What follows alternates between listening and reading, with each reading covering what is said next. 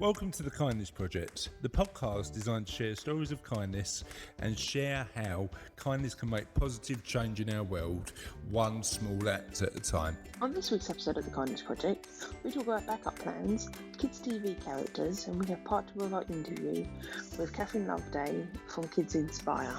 Good morning, evening, afternoon, whatever time of the day it is. Welcome to the Kindness Project. I am joined by a man who is doing well today, apparently. It's Rosal Dames and a girl who's got a mouthful of tea. It's Charlotte. How are we doing, chaps? Yeah, I'm not doing too bad. Now, Rosal was telling me he's not doing too bad. The voice tells me something else. What's the matter, Ros? I've been trying to set up for our other business, Havering Means business. I've been trying to set up the discount code, and it's been complicated. Oh, he's got coding problems. Very complicated. Hashtag coding problems. Rosal's got. Yeah, very complicated. Rosal's got coding problems. You've got study problems. Yeah, I have my first A level tomorrow, so that's going to be good. How are we feeling about it?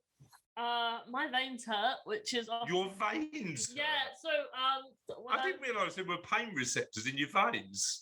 No, when I get nervous or anxious, like it feels like there's worms in my veins. Yeah, the blood pressure goes up, doesn't it? Well, have you ever had worms in your veins? No, there's not a literal one. When you get anxious, your blood pressure rises, and it feels like the veins are pulsing.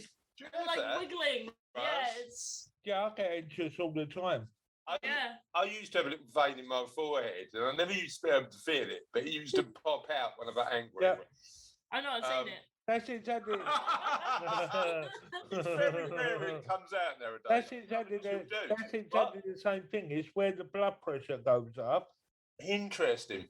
Your veins dilate, don't they? Yeah, so it's pumping through. Are you telling me it's pumping through quicker? Yeah. And then you can feel it, and it sort of feels like worms wiggling through. I've never on my skin. No. I always feel it in my wrists going up. In your wrist? Where do you feel it, Raz? In the wrist and the neck. In the neck? I can feel it here in the neck where it's pumping round. Yeah. I see. It's like what?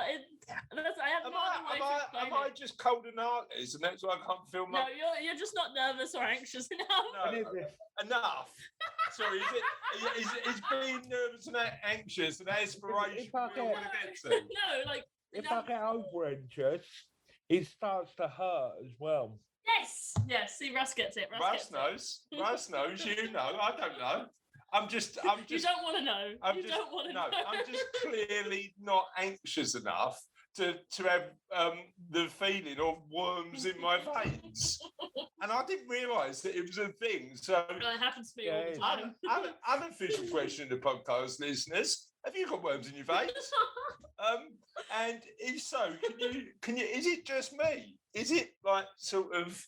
Is it me who doesn't suffer from this wormy veiny thing, or is it a common thing, or is it something you've never heard of before? Let us know.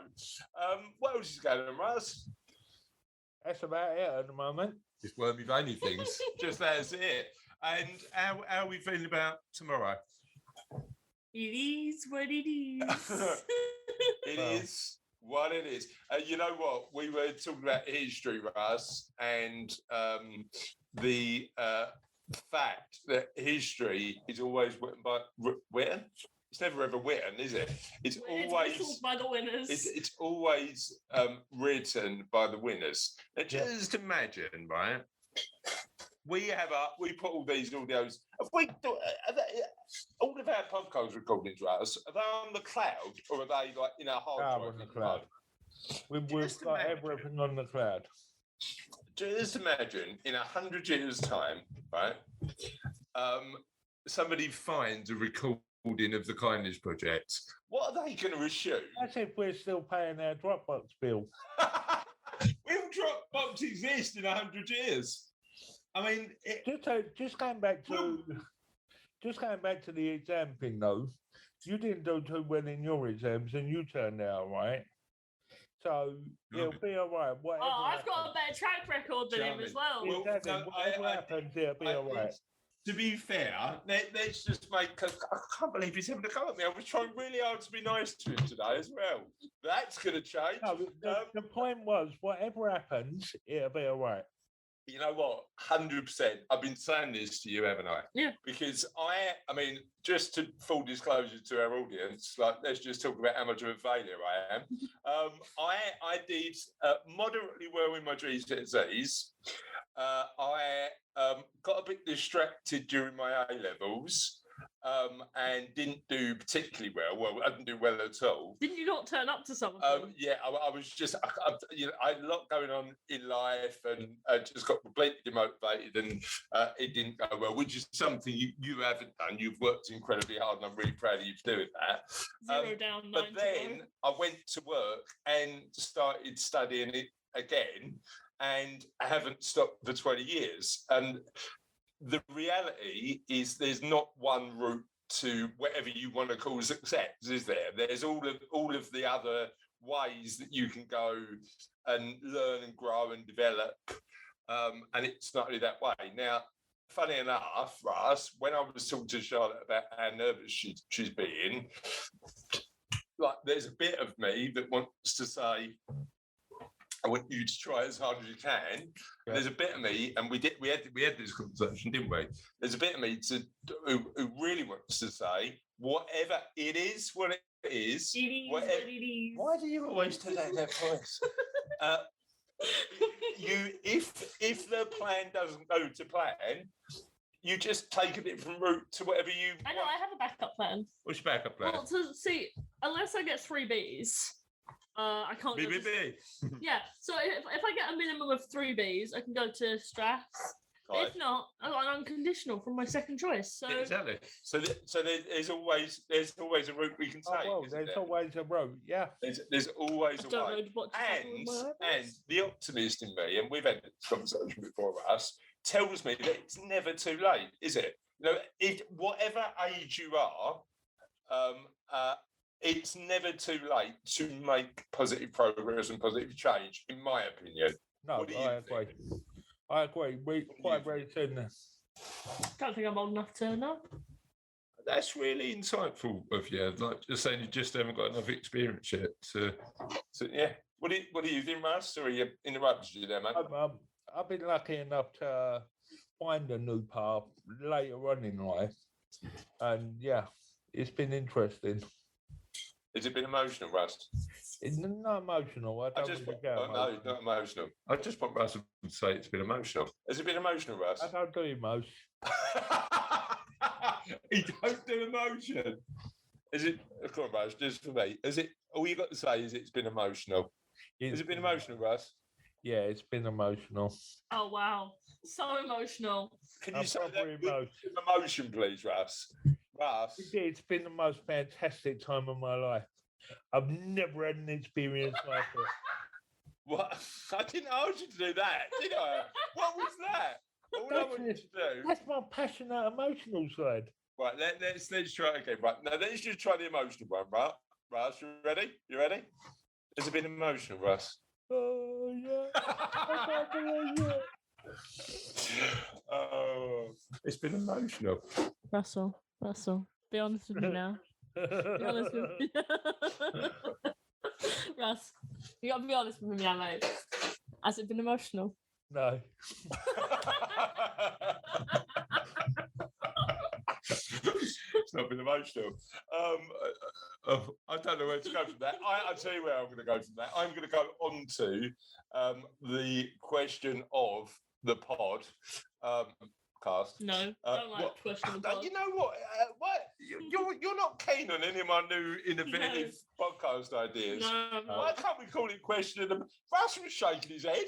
No. You cold beast! You've got no emotion. Listen, we've built our listeners here. Question in there, so it's in a pod. Pod. Yeah, question. Can we unofficial question of the pod? Can we call No. it question of the pod? No, That's what I'd like to know. you've been So- outvoted several times. Right, okay, we don't call it the question of the podcast. Okay, cool. Right, question of the podcast this week is: what kids' TV character are you most like, and why?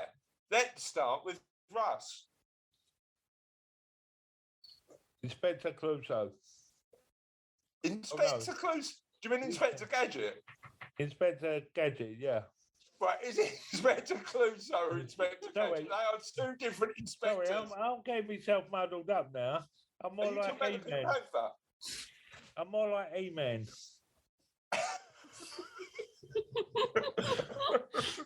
Are you now? Modest as well. No. I'd say you're more like Kermit. Inspector Gadget, there's nothing I love more than a good gadget. Inspector Gadget. Who are you going for, Charlotte? Oh, I don't know. Are we talking about like TV from our childhood, TV from Soph's childhood? Whatever kids' TV show you like. I like quite a few kids' TV shows, to be fair. You know what? When we go on our boat trip, Russ, we'll be a lot like Rosie and Jim, won't we? Yeah. Do you remember Rosie and Jim on the boat? I don't remember Rosie Actually, Russell and Jim, that's exactly what it's going to be. Because we're planning a little boat trip. We're going, because Russell was such an adventurous dude, he's going on holiday 10 minutes away from his house on the Norfolk Broads. But we are going away for a little adventure. We are. And I'm looking forward to it very much. Right, Sophie's here as well. She'd like to. I made you a lot of hothead Rosses. We've got a chain now. Clearly, our listeners won't be able to see this, but what Sophie's done for you, Russ, is made you a little present, and it's a chain of paper men. Yeah. With their heads painted red, yeah. And then across this chain of paper men, it just says "Hothead Russ." See, what did I say to you, hoodlum? That's what you called her the other day. How dare you, hoodlum? Calling my daughter a hoodlum, even if it is true. She's a rascal. Right, so question of the podcast is, what kids' TV character are you most like? So you can get in touch with us in the following ways.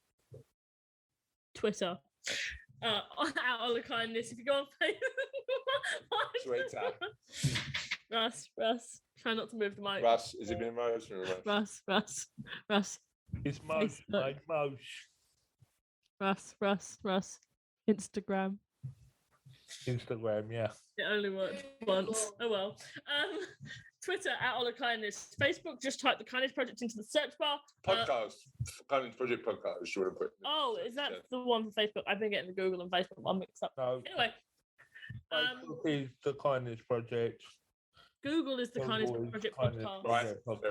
And then if you just want to go directly to the website, because that Google bit's a bit, slow, www.thekindnessproject.co.uk. If you want to email us directly without having to find the email on the website, which is also a bit of a long way to go around it, but I can just tell you what the email is now. It's all@thekindnessproject.co.uk. That's the longest explanation of an email ever. Just say the email. all@thekindnessproject.co.uk. If you want to find us anywhere else, please don't go looking. I'm afraid of what you might find. Just so that people know, we've also added a mailing list to the website, so that if they want to receive updates from us. Yeah, if you'd like to sort of know when the podcast is coming out, know all kinds of never miss an episode. Never miss an episode. You can do all of that. Just go to www.thekindnessproject.co.uk. Share very kindly with us your email address, and we will keep you in the loop, won't we? On the pod. On the pod? No. Are we having it? No, we're not having it. Sounds like we're jetting off into space in an escape pod. So if this is called the pod, are we podsters? No. Definitely not.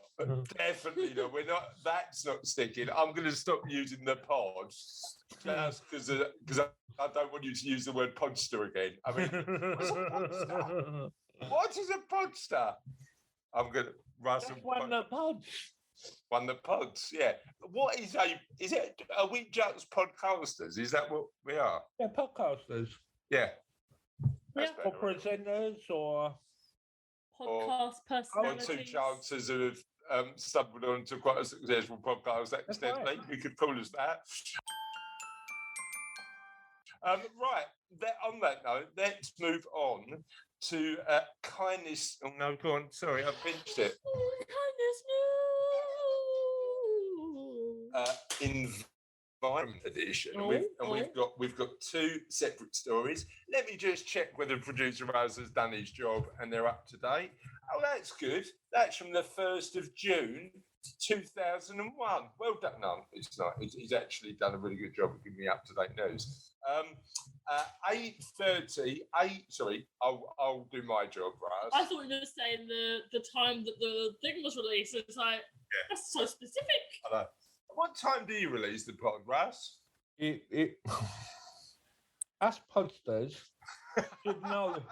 should know what time their own podcast comes out. Thursday.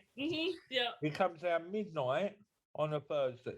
Midnight AM on a Thursday. So if you don't want to join the mailing list, just get up at 12:01 Friday morning. No, Is it midnight Thursday on a morning. no, Thursday? it's at midnight on a Wednesday. So as it ticks Wednesday to over, Thursday midnight. Right. So 12 o'clock, midnight on a Thursday, you can just like sort of Yeah, wake up out of your bed What was at that? 12:01 on Thursday. set an alarm. Set an what alarm. would that be Make called sure- if it's midnight Wednesday into Thursday morning?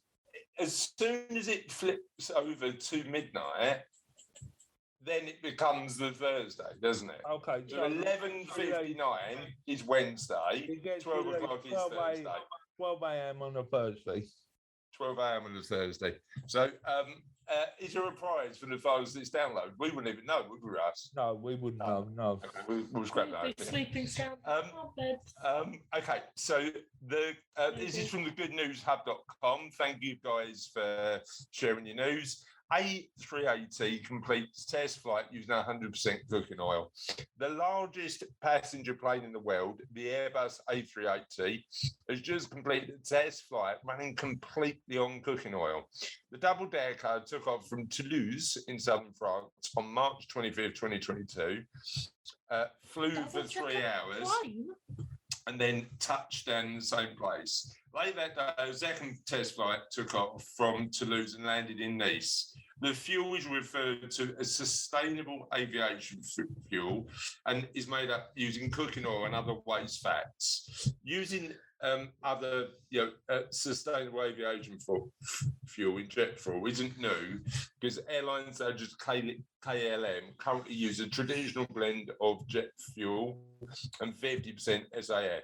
But this is the first time the A380 has flown with 100% of these reusable fats, sustainable fats, and there's other planes that have done it. And the idea is if we use these these other fats, it's just more of a sustainable way to fly. But they're not just looking at using cooking oil to power planes. To achieve carbon neutrality, what they're looking to do is start working with hydrogen-based planes, because Airbus is teaming up with Delta Airlines to develop the first zero-emission hydrogen aircraft called Zero with an E at the end. Because if it's eco-friendly, you've got to put an E somewhere in the name, haven't you? There's I've already got an an E in electric car, Zero. and my car is called the E-Nero. They love putting an E. There's don't also they? already an E in Nero. There's an E in Nero, but if it's energy efficient, the idea is you add like another little special Just E. capitalise it. What are you saying? Too many E's in like eco-friendly stuff. It just makes the name too long. You're not saving E-Nero, time. that's fine. And actually, it's not got an E in because it's Niro. Oh, Is it well, the Zero does. E0? Yeah, you just put the E in the middle of Zero instead. True. It just let Airbus and Delta know that they're using too many E's. Airbus are currently planning 3 different Zero E designs. Raw. The first 2 is a turboprop and turbofan look, and features hybrid turboprop and turbofan engines. The third design is a futuristic one that's a blended wing plane with a liquid hydrogen storage tank stored underneath the wings. These plan to be out by 2035. So we are slowly but surely getting there in terms of hopefully getting to carbon neutral and treating the planet in a bit of a kind of way. I was having a conversation yesterday about this because I was working on a garden project around my local school. So we were supporting building the kids a forest classroom and a forest path. So they could sort of effectively spend more time in nature. And I was having a conversation about, making the world a greener place and looking at stuff like that. The guy I was having a chat with about this said something really interesting, which I agree with. He said the Earth doesn't actually care what we do to it because it will always survive, won't it? What we're doing by making, not pumping as much emissions into the atmosphere is just making sure it's a bit habitable for us, aren't we? Yeah, not only for us, but also the wildlife that sustains the nature that we live on. Because obviously, but we've artificially damaged the atmosphere, haven't we? But you've got to think, because it's not just about us, because it can't be just about us, because without the other creatures in our environments and ecosystems, then the entire ecosystem could potentially collapse if it doesn't adapt. And then we've got to think about more than ourselves, because the things that we don't see going on also help us. Yeah. But whatever happens, the Earth will survive, won't it? Yeah. In whatever form it is. But it might just have some more zombies or... Zombies? Why would zombies come into... I know, I was thinking about apocalypse scenarios. Oh, right, okay. I was thinking... I had to read this book for English. It was called The Road. I didn't really like the book, but there was some stuff in it. And it was about, a nuclear accident that happened because people weren't careful, and the world survived, but there was no birds, there was and people were struggling to survive. The Earth was still there. Well, there are places that's happened, and I was watching an interesting thing about Chernobyl, that the wildlife, now that it's sort of calming down a bit, has taken over and crippled in that area, because... But that's what's interesting about that, guys. And the plant life. Is nature always finds a way, doesn't it? Evolution is evolution, isn't it? Yeah, exactly. And all of the work that we do around helping the planet is designed to make sure that we can continue to live in it. Because if we're not around, nature will always find a way. Just go back to go back. And humans are really the only ones who have created this situation where we are, and every animal has an impact on the environment, but we've done stuff that just no other animal would be capable of in terms of damaging the environment, haven't we? So yeah, it's a real interesting one. But the good news is there are plenty of people doing good stuff. So let me talk to you about my second news article. US not-for-profit turns mining pollution into pain. A US non-profit is saving the environment by turning pollution from mining into vibrant pigments that are used in paint. Rural Action, a members-based not-for-profit based in Ohio, in America, founded in 1991, is on a mission to create environmental change in the rural Appalachian communities. One of the changes they're passionate about is finding a way to combat the pollution in their waterways. In order to do so, they set up a social enterprise called True Pigments. In collaboration with Gambling Colours, a Portland-based paint company, True Pigments have released a limited edition range of oil paints named Reclaimed Earth Colours.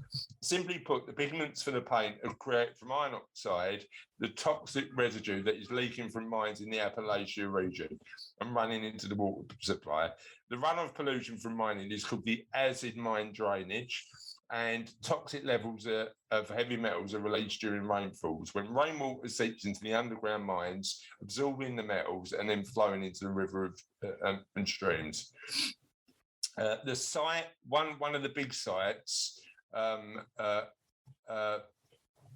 drained 998 gallons of this waste into the waterways, and over a year, that's 2.2 million pounds of iron oxide draining into the creek. The water in the area was so toxic that no fish were found in it. And that's why Rural Action are now taking action on this issue. Working with the University of Ohio, they began by creating a small treatment centre, collecting the contaminated water in large tanks. And after the water's collected, they add stuff to it and oxygen to get rid of its toxicity, and then doing stuff with the paint.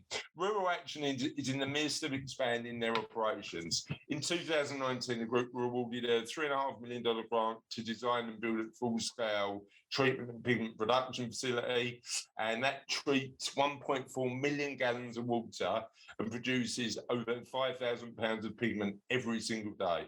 And that's due to be up and running in 2023. That will eradicate pollution in rivers in the area, create local jobs, and bring prosperity to an area that has struggled with poverty. The iron oxide pigment industry is worth $335 million in the US, and imports the majority of its iron oxide pigments from China, but true pigments are making sure that they're changing pollution to paint to help the environment. I love that idea, and it's such a good story. So well done, the guys at the paint place. On that note, on the pigments and paint place. And on that note, let's get to part 2 of our interview. Our interview this week is with a lady called Katherine Loveday. She's from a charity called Kids Inspire. Shall we listen? Yes. And if in terms of funding, is the funding you receive typically only via fundraising, or is there local authorities that give you money to provide the service? How does it work? Yeah, so there's no central government for our service. We are the appointed mental health provider for some of the services for Essex County Council, so we get some funding from them. It's about a 60-40 split with our commissioned work and then our general fundraising. Commissioned is a local authority saying... Yeah, for health services. Yeah, that kind of thing. That's right. And then with regard to the fundraising, we have quite a mix. So we have dedicated bid writer who applies for grants on our behalf, and that has been actually one of the most successful sources of funding in the last 12 months. A lot of local authorities and other pots of money were made available, so that's been really good for us.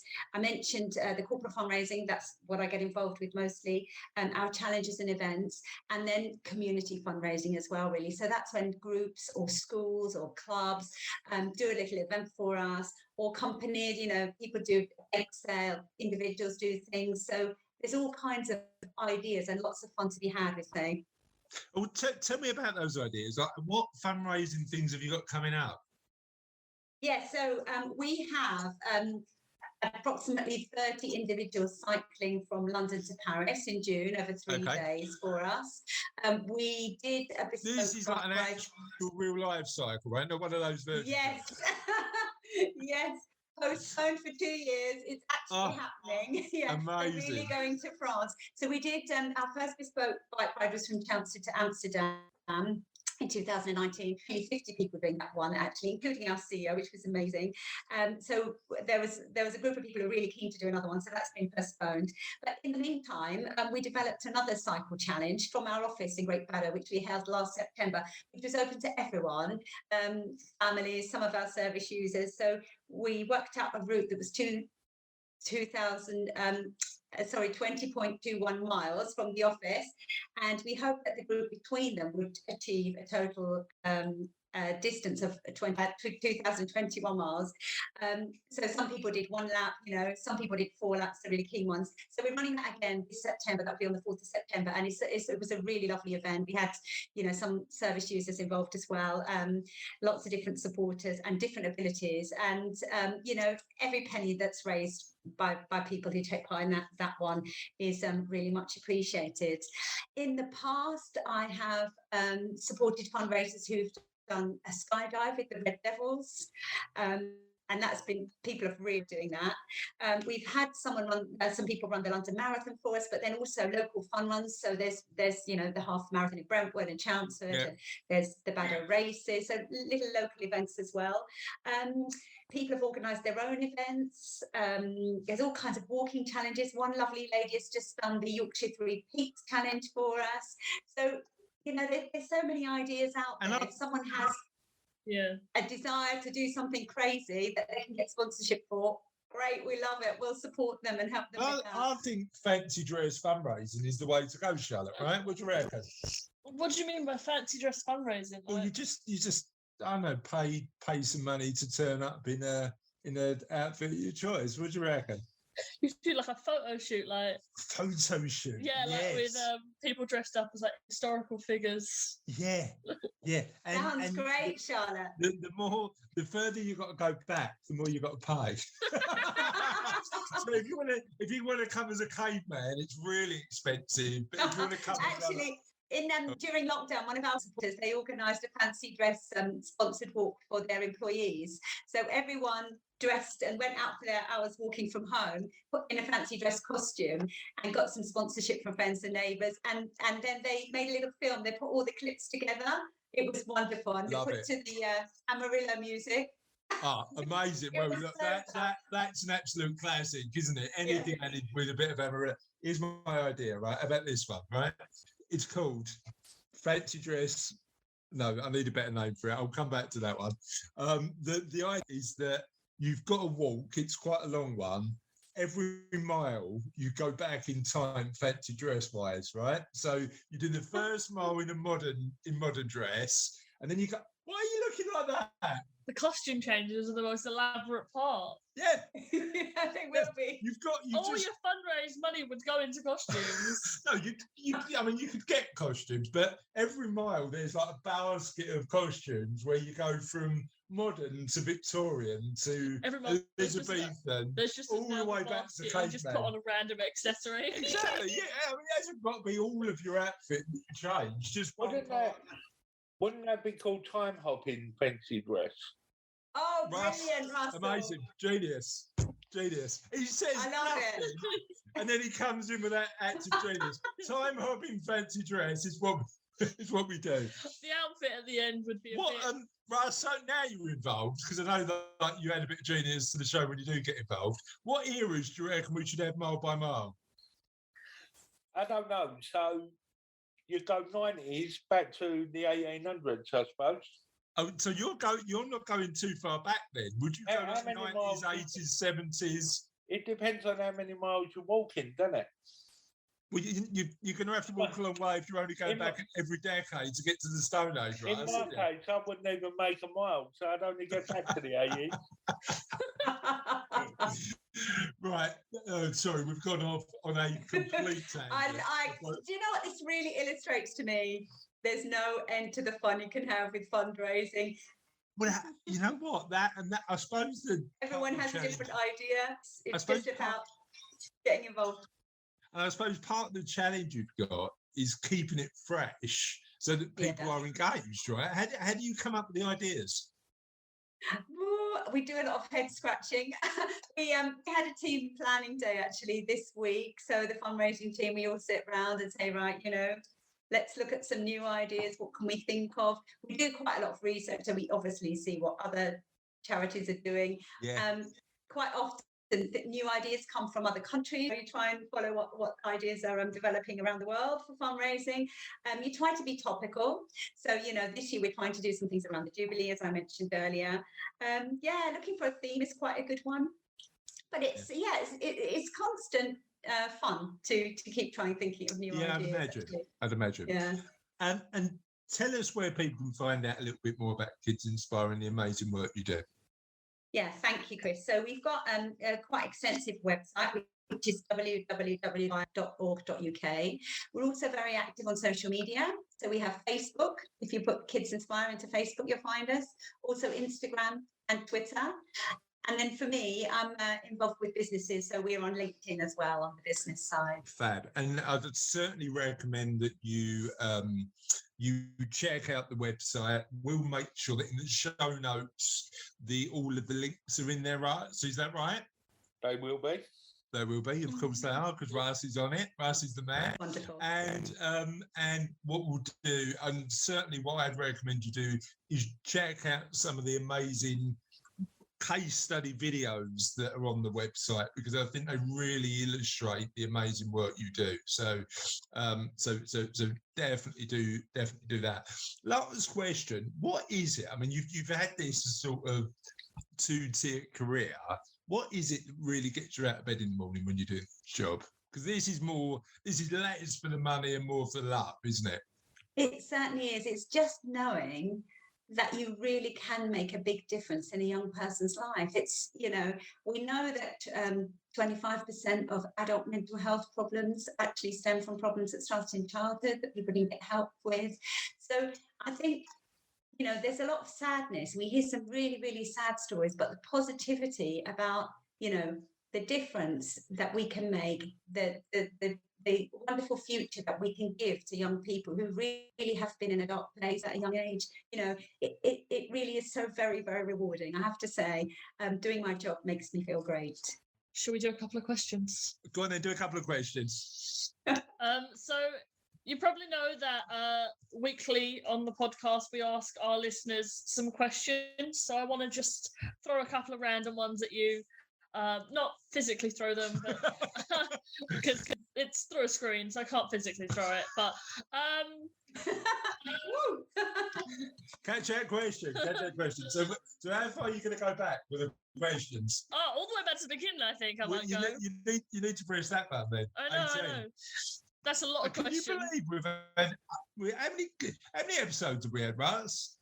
222 come out this week. We've had 222 questions, and we're going to ask you the question from episode 1, Catherine, the first ever question of the podcast we've asked, which was, if you could be any character from one of your favourite books, who would you choose? Now that's really thrown me. Right, let's while you're thinking about that, let me give you an easy one. This might not be easier. This might be quite contentious, actually. We'll see how we get on. What's the best use of an egg? Omelette, fried, poached, Cadbury's cream? Where are we going with this?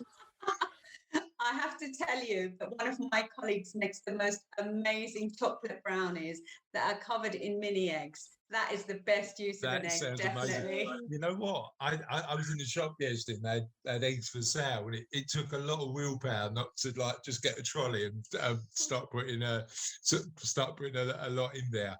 Oh, that's a really good one. Are most people, in your beliefs, generally good?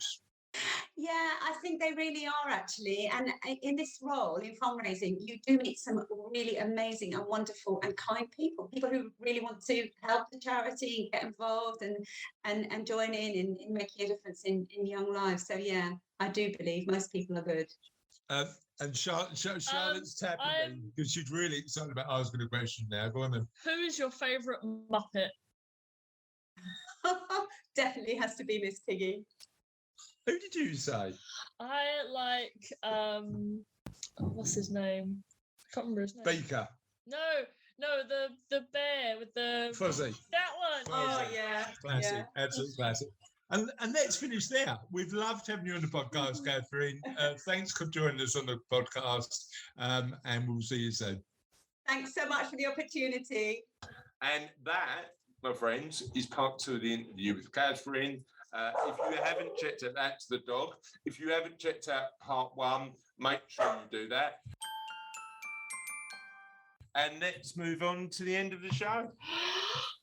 Here's the end of another podcast, but the end is never truly the end, because the end is always the beginning of something entirely new. This week, as always, it is last week's question of the podcast, answered this week by you folks at home.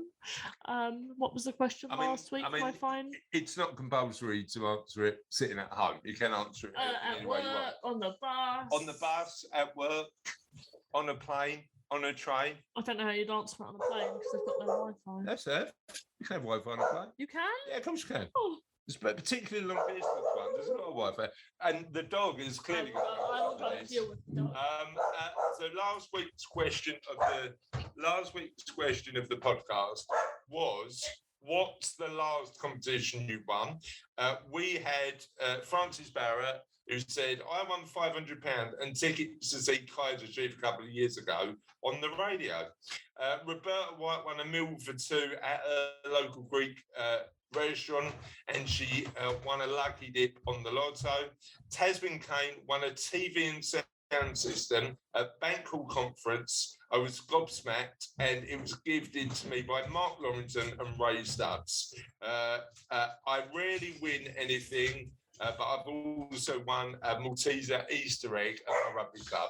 So that was all of our prize winners.